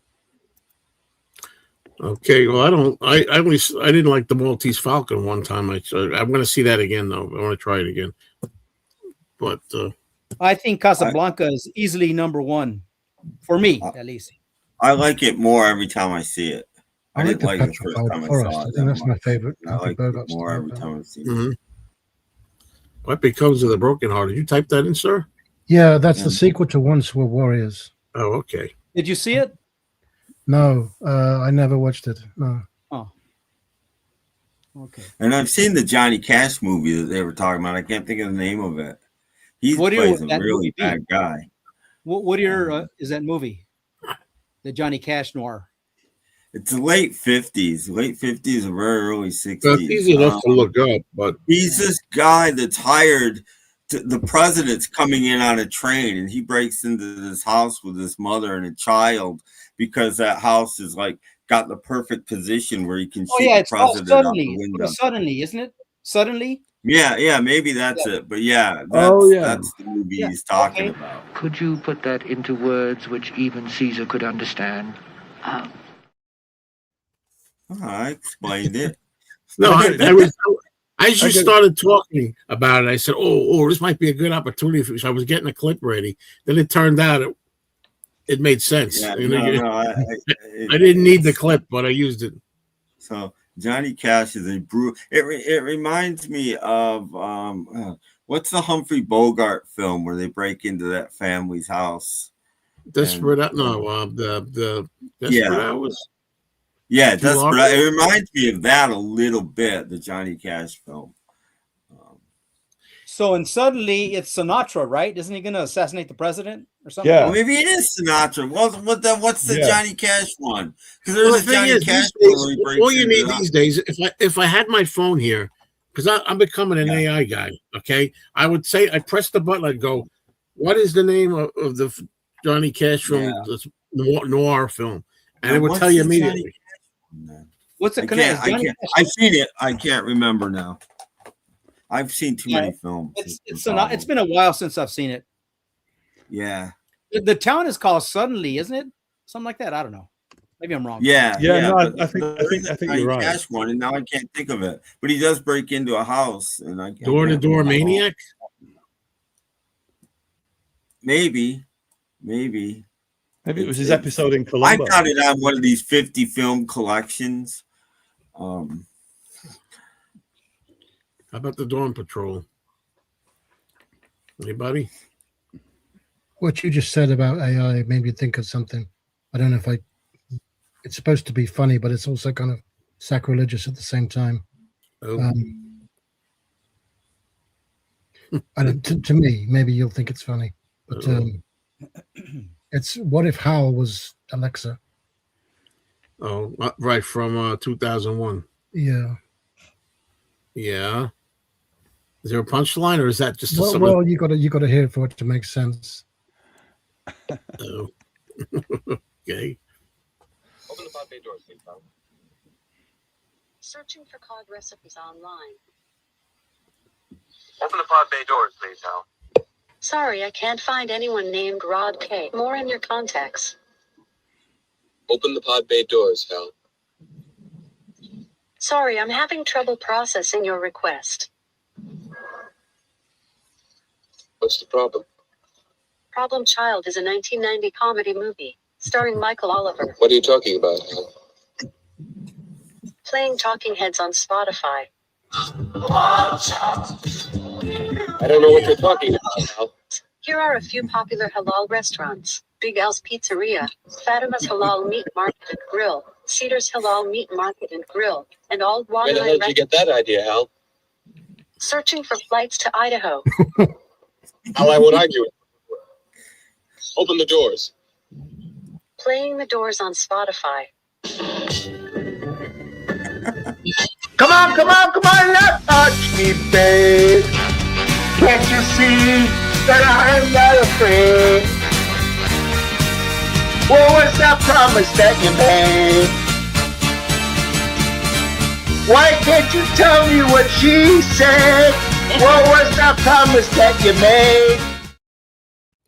Sorry, I couldn't resist using the Danny clip when the Doors were mentioned. You know what? Danny looks better with long hair like that. Yeah, Danny.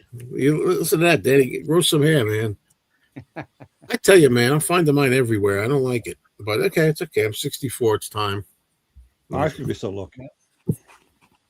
Like, what the hell? That happened my whole life.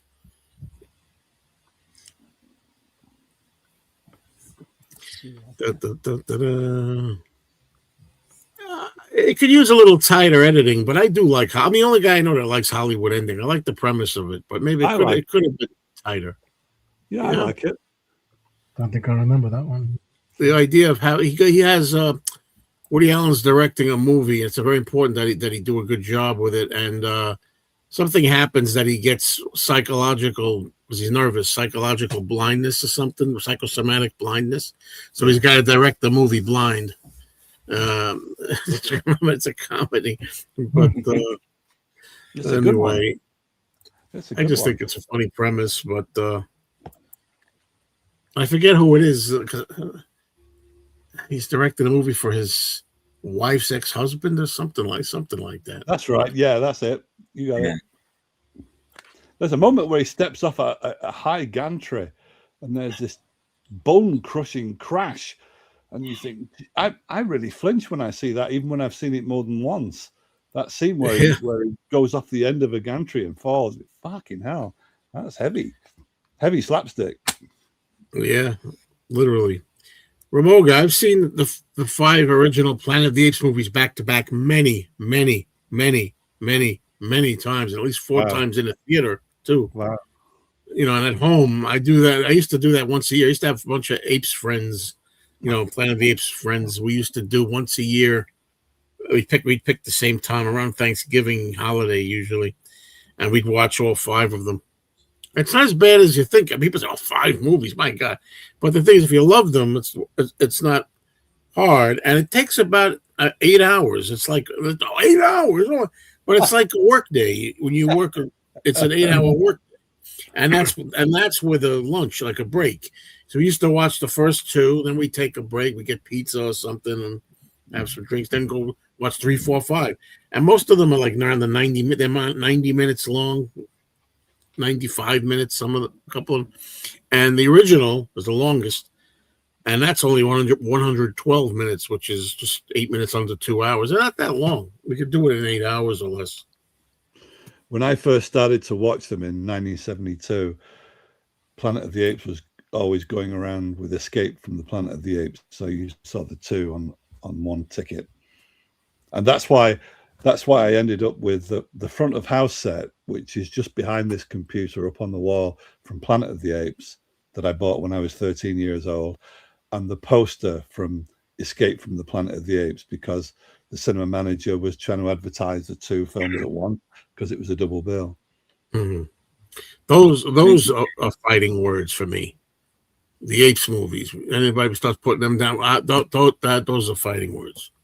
Because I have such a love for them from my childhood. But I still remember coming out of Battle for the Planet of the Apes very, very disappointed. Yeah, there was one of the times I saw these, it was in New York City. I mean, but it was in like the 1990s. I mean, it was, and a theater was showing them, and they had very bad 35 millimeter prints. Some of them were choppy, you know. But other than that, I mean, I had good experiences. Yeah, I collected all that stuff: magazines, comic books, toys, the whole thing. Yeah. Well, yeah, that's another thing. When I was a kid, I went to the theater, the cinema. Went to the cinema. Now you got me thinking of theater means Broadway and stuff. And I saw them, but they played them in the wrong order, not reverse. They just played them in the wrong order. They'd play it like, I don't know, 2, 4, 3, 5, 1. So it was like really ridiculous. Well, they're not numbered, so I suppose that could happen quite easily. Yeah, I never thought of that. Yeah, back in the good old days before they started numbering everything. But I guess numbering them serves a purpose in that Maybe regard. they play them alphabetically.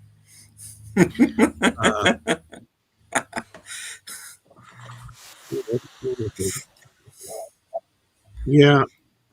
Oh, geez, I lost all the comments. There you go. So yeah, I've been meaning to do that again. It's been a long time since I did that, but I don't, it's no fun, but it's by myself though. When my girlfriend and I first started dating, one of the first things I did was I dragged her to Philadelphia.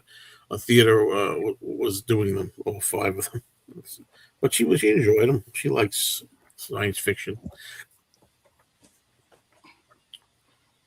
Oh, Can you see that, Joe? Well, you won't be able to see all of it. yeah. Well, not very clearly. It's apes related stuff. I could see that. Okay. I'll bring them closer because they're all framed. I've had these since I was 13. They're lobby cards, aren't they? Nice. Yeah, the 10 by 8s. So this is what I got from the old cinema manager in 1972. Well, 72 before they had Conquest. Yeah. Mm-hmm. So there you go. Those are nice. Yeah. There you go.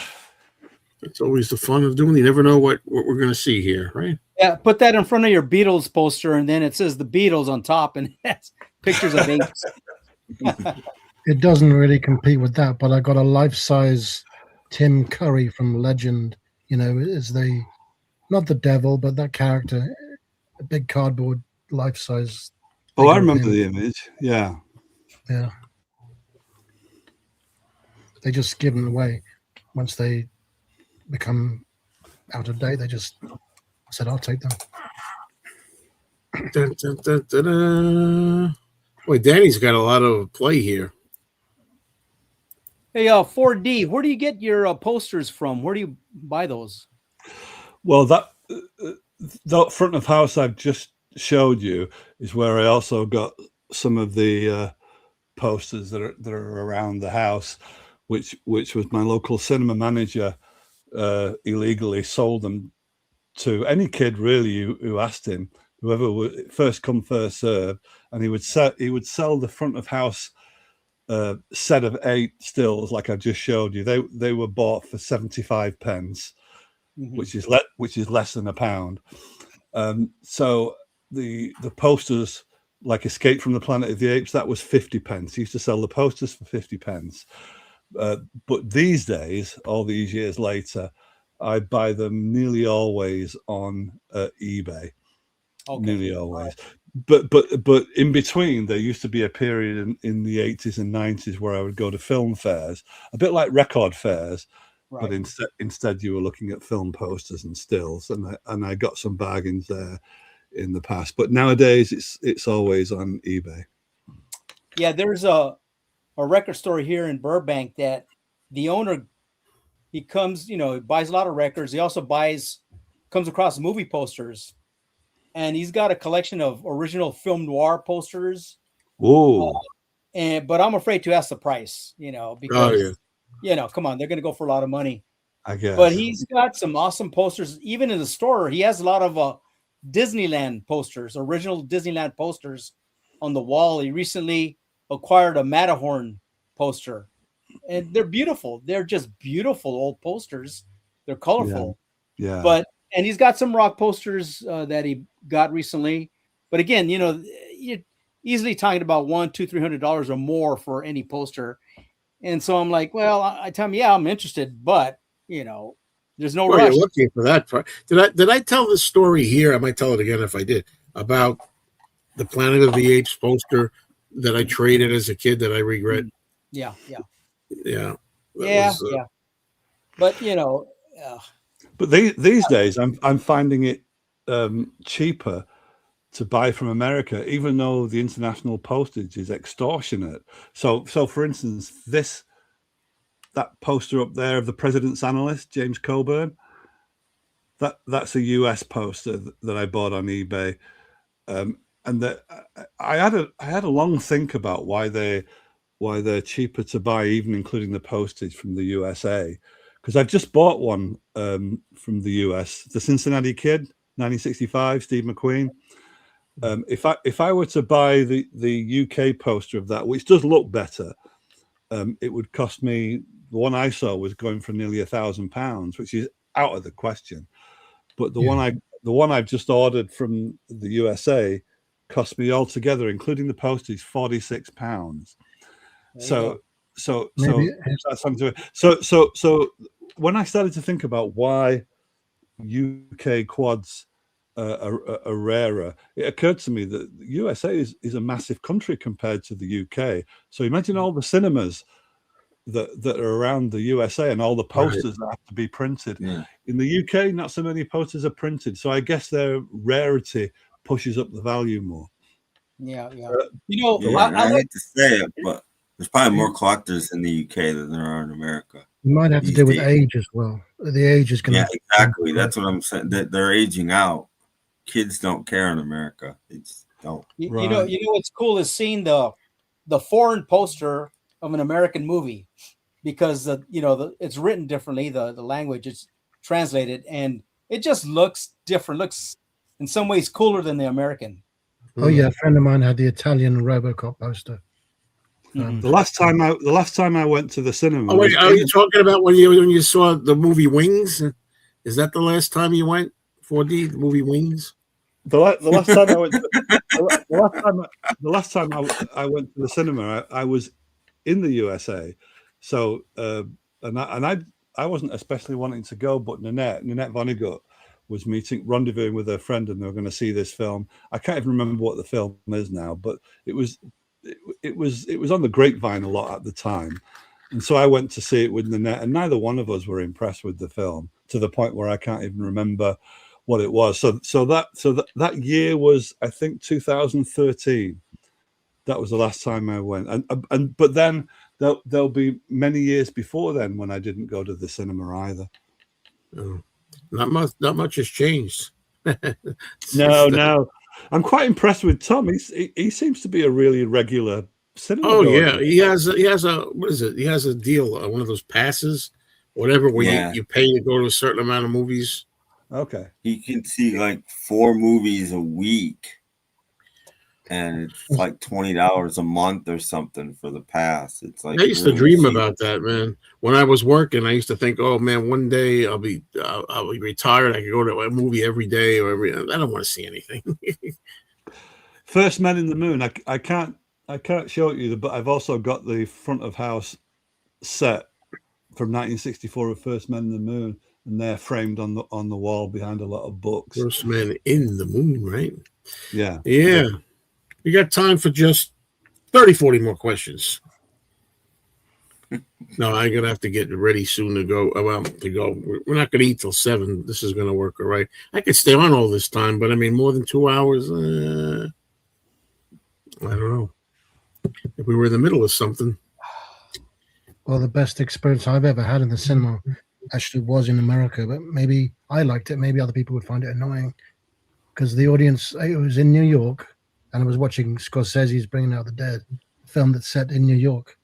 Seeing that with New Yorkers was such a the audience were shouting and screaming, and it just there's nothing better. I've said most of my best memories of movie experiences are the right film in the right theater with the right audience, getting into laughing at the right parts, applauding sometimes, cheering. If it's a horror movie, screaming all together. I mean, there's nothing like that. Yeah, but here in Los Angeles, Eddie Muller does a film noir festival once a year, and I used to go to those, and that was great because the people that go see these movies, they know these movies and they love them, and you get an introduction from Eddie Muller, and then if he makes a mistake or something, they correct him. They'll correct him. He goes, "I'm sorry," he apologizes, but you get the introduction. They show the movie. People are quiet. They're paying attention. They're watching the movie, and when it's over, there's an applause. And he comes out and talks about the movie. So that is definitely the way to see a movie. With fans that really appreciate it. And they're serious about it, and it's that's the best way. If you watch a film with a cinema audience, like an attentive cinema audience like that, it magnifies the experience. So it's not just the large screen format that magnifies the experience, it's the consciousness of all those people converging on one film at the same time. I saw The Exorcist like that. I mean, I saw The Exorcist, I saw Jaws like that. I mean, there's a lot of great movies. You find that same magnified consciousness back when I did the psychotherapy training and the counseling training. part of the thing you had to go through was like one-to-one analysis and group, like encounter groups, group therapy, where you're all sat around in a circle, and usually one person speaks at a time. But if you're speaking about something that's vulnerable, you're almost bound to cry, because it's not just the vulnerability of what you're saying, it's magnified by the witnessing of all those people that are sat in a circle around you. So it magnifies your own telling of whatever it is that you're talking about. And I think it's the same dynamic in a cinema when you've got an attentive audience. Yeah. Yes. Once I went. Oh, can it? They're showing the movie Born to Kill. You know, that film noir with Lawrence Tierney. You ever seen that? Born to Kill. Anyway, so they showed it, and movie's over. Eddie Muller's talking, and you hear a voice in the back starts to talk to Eddie Muller real loud. So it was Lawrence Tierney in the theater, and he just began to speak out of.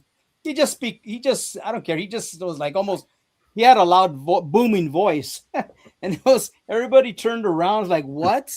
So he was there watching the movie from the back, you know, which is kind of cool. And he didn't care. He spoke up. Because he's in the movie anyway. And he surprised Eddie Muller. It's like, oh my God, look who's here. I don't know. This is not the same thing really, but I went to a horror convention in the 90s, and they were showing like some of the old Universal horror movies. They were projecting them on the reels. And one of the reasons I went was there was some still alive actors from those movies. One of them was Jane Addams, who was in House of Dracula. I don't know, she played the hunchback nurse. Okay. Yeah.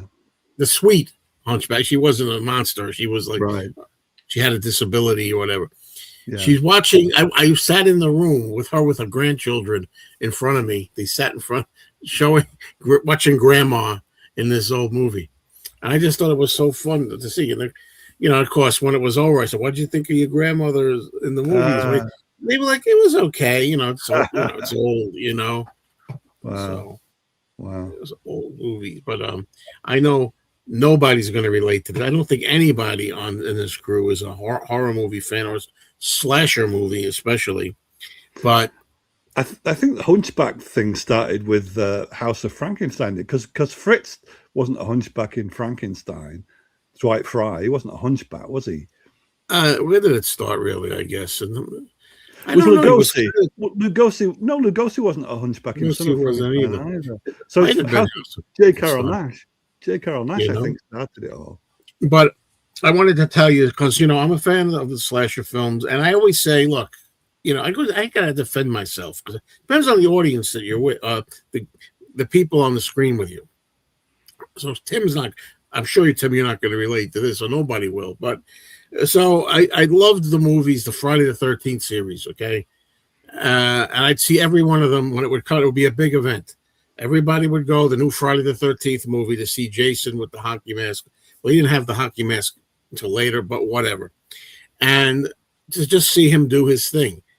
And we weren't going there to see Citizen Kane, and we weren't going there to see a great movie. We're going there to see this roller coaster ride kind of thing, and to see him slaughter these teenagers who were annoying as hell. And I was a teenager, so at the time, I'm a teenager in my early 20s, and in the most creative ways possible. And it became something they had to try to do for each movie, right, in different ways. So anyway, I'm not going to go into too much. Well, one detail I'll go in. There's stuff like we watching one of them, and it was in 3D, Friday the 13th 3D, and there's a scene in there when there's a guy that likes to walk on his hands, so he's walking on his hands and trying to impress his girlfriend. And then in the hallway, Jason's waiting with a machete, and there's a shot of him with his legs are in the air, and he's on top of it right down the beginning, and the legs come out in the audience. Everybody's like, yeah! Everybody would cheer. Every kill, people would cheer. This guy was like a hero, get those kids, and then there'd be like another one from that movie I remember where he's from a distance and he's got a spear gun or something, and the girl's like, thinks it's somebody else fooling around. And so, well, who are you? What? This guy knocked that off. That's not funny. And he puts the spear gun up, when it goes right into the audience and in her eye, like this, she's dead. Yeah, it is the greatest freaking thing. I don't care. It's all make believe. After it was over, the director said cut. They all laughed. Jason probably helped them up. You okay? And stuff like that. It's just a movie, and we had a great time. Nobody's going to relate to that here, but there's a lot of slasher film fans that would. But I immediately noticed the difference when I first went to the US in 1985 in the audience responses. They were so extrovert in a way that British, at least in those days, British cinema fans weren't. Like you'd be hard pressed to tell from a British cinema audience whether they were liking the film or not. Right. Because we don't give anything away. But that's what made it so enjoyable for me because I'm not used to that. Yeah, there was because they're so the culture is so responsive and extrovert in situations like that. So yeah, it was, and I'm trying to think. It was everything though, not just the biggies, not just whether it was The Exorcist, whether it was The Sting, or they'd laugh at a joke, or they would cheer or whoop it up. Well, yeah, I'm not talking about to an annoying point, not unruly. No, but I remember audiences doing that in a double bill of a night at the opera and a day at the races in 1985 when I was in DC. And when we were queuing outside, some of the people, one guy had a blonde wig on and a top hat and a raincoat, and somebody else had a painted mustache and he had a cigar, and they were really getting into it, man. Yeah, and they call that cosplay, right?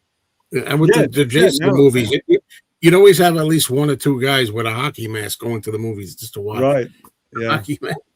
Well, when they used to show the Rocky Horror Picture Show, the midnight screenings, which I never went to, but people would dress up as characters from the movie, and they would sing along with certain parts of the movie. They were involved. What do you call that? Interactive audience with the movie. Yeah.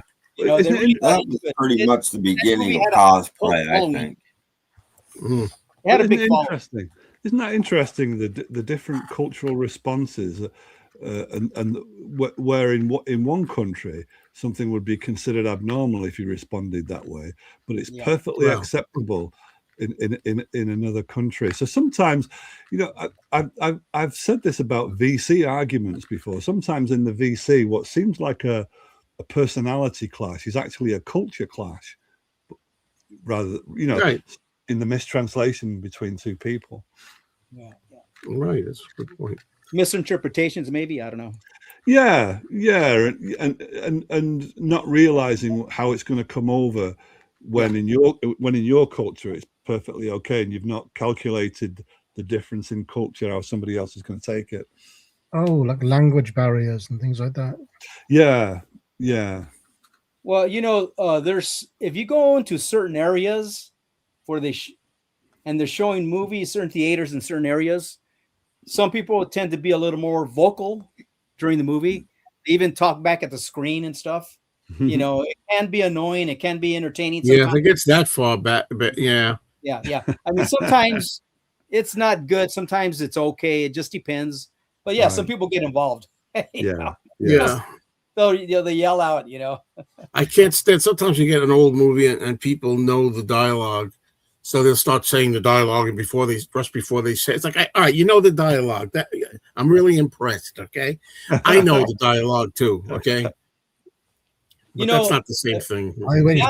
I went to a stand-up comedy show actually, and there's a woman behind me doing exactly that with a live show. That was about as annoying as you can get. It was Bill Bailey. Bill Bailey, come on, Bill Bailey. Anyways, anybody know what the best film 25 is? Because I don't know anything. We need to get Tom back on. I only saw 3 films from 2025. Well, were any of them that you would say is the best? Well, they weren't the greatest, contenders. I'd probably go with Caught Stealing, but that's best out of 3. You got to start winding it down here. Exactly. That's the culture difference. Japan. Yeah. I mean, they did scream, but it wasn't anything like other places. Because you could hear them a little bit.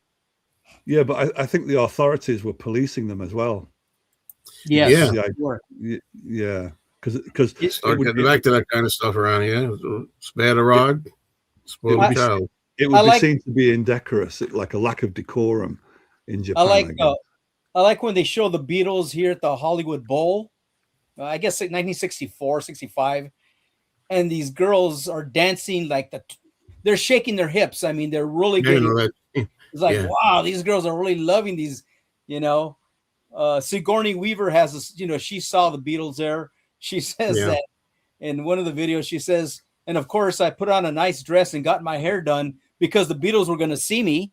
You know, I mean, all these girls, they'll get all dressed up to see the Beatles. The Beatles they don't even notice. They hear them and maybe, you know, but people dress up. You know, the girls put on nice dresses and they got their hair done. You know, it was a big deal. Yeah. I think Mike's talking about the Beatles Fest when they would play a Beatles movie or something. You know, even within England, Liverpool Beatles fans back in the day wouldn't scream because they thought that was beneath them. When the rest of the country was starting to do that, and the Beatles were still playing the last gigs in the cavern, you wouldn't get a scream out of the kids in the cavern because they thought that was beneath them. Why it should be genuine, not a disingenuous scream. Yeah, that doesn't mean anything if you're just doing it because other people are doing it. Yeah. You know what? I was young enough. I was 7 or 8 years old when Hard Day's Night came out, and I went and saw it with my brothers and sisters and cousins. And when that started, we screamed. We're like, "Hey!" We're applauding and screaming. You know, this is the Beatles. You know, even though it's just a movie. Well, I've heard people say who went to see the Hard Day's Night, you couldn't hear anything, like with the concerts, and that's different. You know, you're screaming to the point where you can't hear anything. Yeah. I went to see Howard the Duck, and there was a standing ovation when the film started. Oh, I thought when it stopped. No, it started. It started. Yeah. I wonder why. Isn't that considered a bad movie? If only they would. Who you ask. If only they would have done what the script told them to do, which is to start at Liverpool Lime Street, so the train journey starts there and goes to London.